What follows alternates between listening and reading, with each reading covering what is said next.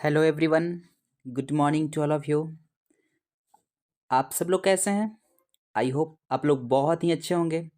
तो फ्रेंड्स, मैं आप लोगों के लिए ट्वेल्थ का जो पोएम्स है उसमें से आप लोगों का मैं लास्ट पोएम लेकर के आया हूँ। नंबर 10 है ये, जो कि आपको ट्वेल्थ के जो पोएम्स हैं उनमें से ये लास्ट पोएम आपको पढ़ना है। 9th पोएम्स मैं आप लोगों को पहले ही दे चुका हूँ। ये लास्ट पोयम जो है आपका सॉन्ग ऑफ माई सेल्फ है। Song of my self, song of my self में जो आप लोगों को पढ़ना है, सॉन्ग ऑफ माई सेल्फ में आपको जो पढ़ना है यहाँ पर सॉन्ग ऑफ माई सेल्फ,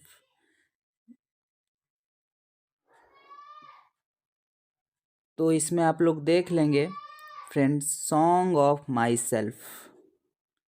ये जो सॉन्ग ऑफ माई सेल्फ है वो हमारे वॉल्ट विटमैन के द्वारा लिखा हुआ है। Walt Whitman. The poem song of myself has been composed by Walt Whitman.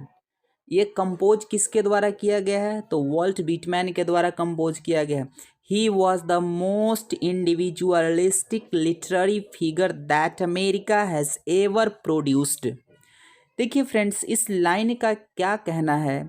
He was the most individualistic literary figure. उस यहाँ पर इस लाइन का कहना है कि जो वॉल्ट विटमैन है वो व्यक्तिनिष्ठ साहित्य के सर्वोत्तम कवि थे। मतलब कि वो बहुत ही अच्छे कवि थे, सबसे उत्तम कवि थे।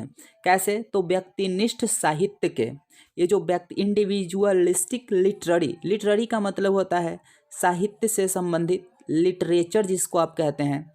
He tells about that America has ever produced, जो कि इसके पहले, दैट मीन्स हमारे जो विटमैन है, वॉल्ट विटमैन है, इनके पहले अमेरिका में उनके जैसा कोई और कवि जन्म नहीं लिया था।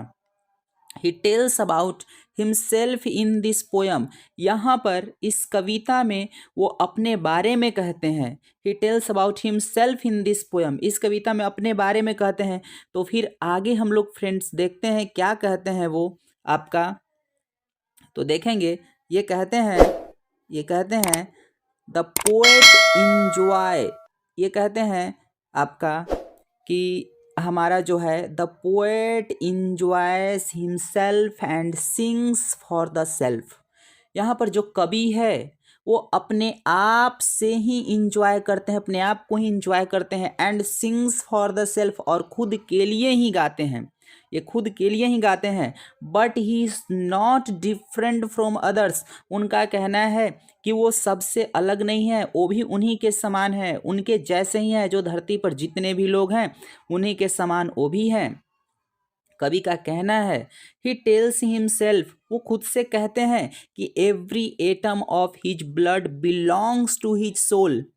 कवि विटमैन का कहना है, वॉल्ट विटमैन का कहना है कि उनके जो ब्लड हैं, उनके ब्लड के जो प्रत्येक एटम हैं वो अपने आप से कहते हैं, हमसे भी कहना चाहेंगे, और हमसे भी वो कहते हैं। हमें समझना है कि वो क्या कह रहे हैं, कि जो उनके जो ब्लड हैं और उनके प्रत्येक एटम है वो उनके सोल से, उनके आत्मा से बिलोंग करता है। बिलोंग मतलब जुड़ा हुआ है। ही ऑलवेज एज्यूम्स, ही ऑलवेज एज्यूम्स, देख आगे देखते हैं। ही always assumes, he always assumes everything which is right.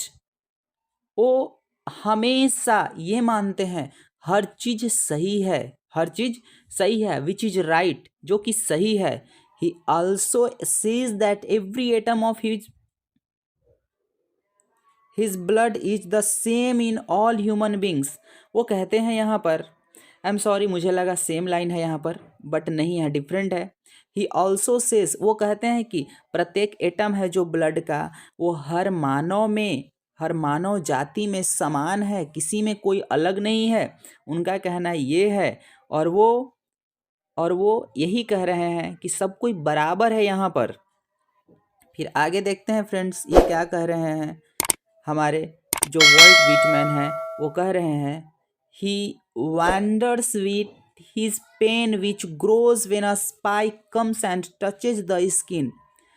वो ये आश्चर्य करते हैं, वंडर करते हैं, यहाँ वंडर करते हैं with his pain which grows when a spike comes and touches the skin. वो कहते हैं कि जब उनके स्किन को एक स्पाइक आता है और टच करता है, दैट मीन्स चुभता है, तो बहुत ही ज़्यादा with his pain which grows, और बोलता है कि उनके दर्द को ना बढ़ा देता है, उनको दर्द महसूस होता है, और इस पर ये वंडर करते हैं.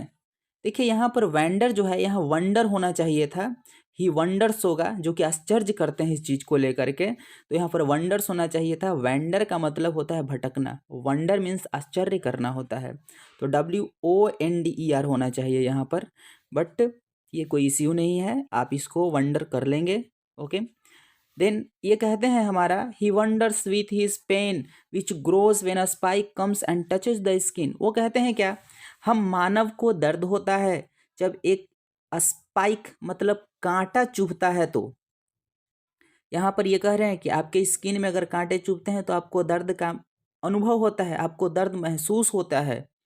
क्या दूसरे जानवर को नहीं होगा? उन्हें भी होता है. ओके, आगे देखिए क्या कहते हैं. वो आगे कहते हैं कि whatever he says, कहते हैं whatever he says, वो जो भी कहते हैं comes from his heart, उनके दिल से आता है. वो जो भी यहाँ पर कह रहे हैं उनके दिल से आ रहा है. he says that everyone this world comes one by one. वो कहते हैं कि प्रत्येक व्यक्ति इस दुनिया में जो आया है वो एक एक करके आया है, एक के बाद एक आया है, एट ए टाइम सब कोई नहीं आया है. ही ऑलवेज कीप्स फीलिंग्स और थॉट्स, वो अपने फीलिंग्स को और थॉट्स को हमेशा रखते हैं इन माइंड, अपने दिमाग में रखते हैं, इधर गुड और बैड, या तो वो सही है या गलत है, वो सब अपने दिमाग में इसको रखते हैं, चाहे वो सही हो या चाहे वो गलत हो. He is ready for every danger in his life. वो अपने जीवन में हर खतरे के लिए, एवरी डेंजर, हर खतरे के लिए वो तैयार हैं. जो भी हो उनके साथ वो तैयार हैं, वो ये कहना चाह रहे हैं. आगे क्या है देखेंगे. He accepts that life is not a bed of roses.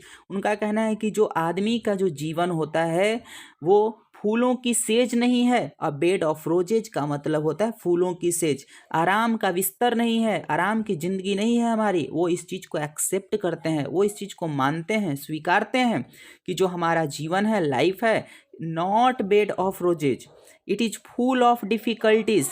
ये पूरे डिफ़िकल्टी, दैट मीन्स कठिनाइयों से भरा होता है हमारा जीवन.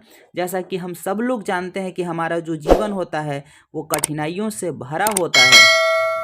कहते हैं कि हैप्पीनेस एज वेल, कहता है क्या, जिस प्रकार से हमारे जीवन में हैप्पीनेस होती है, खुशियाँ होती है, उसी प्रकार से डिफ़िकल्टीज़ मतलब कठिनाइयाँ भी हमारे लाइफ में होते हैं. It is a finest gift given by God. ये सबसे अच्छा गिफ्ट है जो कि गॉड के द्वारा दिया गया है. हेयर देखेंगे हम लोग. Here there are too many people. बहुत ऐसे लोग हैं यहाँ पर धरती पर, बहुत ऐसे लोग हैं who fight for the religion and the religious festivals. इस धरती पर कवि वॉल्ट विटमैन का कहना है कि इस दुनिया में, इस धरती पर बहुत सारे लोग हैं जो धर्म की लड़ाई लड़ते हैं, धार्मिक त्योहारों के लिए लड़ते हैं. दैट इज़ नॉट गुड, जो कि अच्छा नहीं है. Everyone should think that there is nothing in life. हर किसी को ये सोचना चाहिए कि लाइफ में कुछ नहीं है, लाइफ में कुछ नहीं है. हर किसी को ये सोचना चाहिए कि लाइफ में कुछ नहीं है. सो ऑलवेज कहते हैं क्या, so always be happy and try to make others happy. इसलिए हमेशा खुश रहिए एंड दूसरों को भी खुश रखने की कोशिश करना है. And try to make others happy. Then friends, आप लोगों का ये जो पोयम है ये पूरा आप लोगों का फिनिश हो जाता है.